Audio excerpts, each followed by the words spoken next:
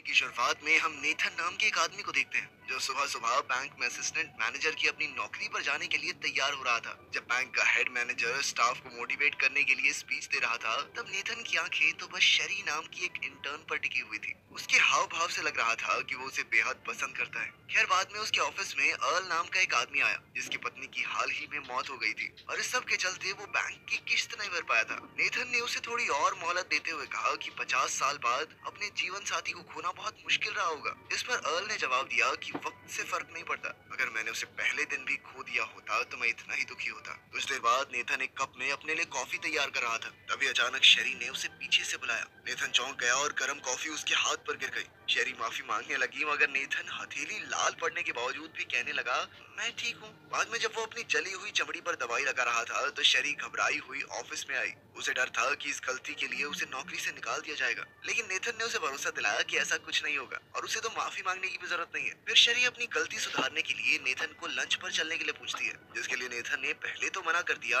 लेकिन थोड़ा सोचने के बाद वो राजी हो गया। लंच के दौरान शेरी ने उसे एक बहुत ही स्वाद केक का टुकड़ा चखने के लिए कहा, जिस पर नेथन ने मना करते हुए कहा कि वो कोई भी सख्त चीज नहीं खा सकता। क्या मतलब खा नहीं सकते? शेरी ने पूछा, जिस पर नेथन ने थोड़ा हिचकिचाते हुए जवाब दिया कि मुझे एक खास किस्म की बीमारी है, दर्द महसूस नहीं होता मुझे। अगर एक सख्त चीज खाते हुए उसकी जीभ दांतों के बीच में आ गई तो उसे नॉर्मल लोगों की तरह दर्द नहीं होगा, और हो सकता है कि वो अपने खुद की जीभ चबा जाए। इसीलिए उसकी डाइट में सिर्फ लिक्विड्स थे। इस पर शेरी कहने लगी कि ये तो सुपर पावर है, लेकिन फिर नेथन ने उसे समझाया कि इस बीमारी के साथ पैदा होने वाले लोग आमतौर पर 25 साल से ज्यादा नहीं जीते, क्योंकि उसे चाहे कितनी भी बड़ी चोट क्यों ना लग जाए, उसे पता ही नहीं चलेगा और फिर वो अचानक से मर जाएगा। इतनी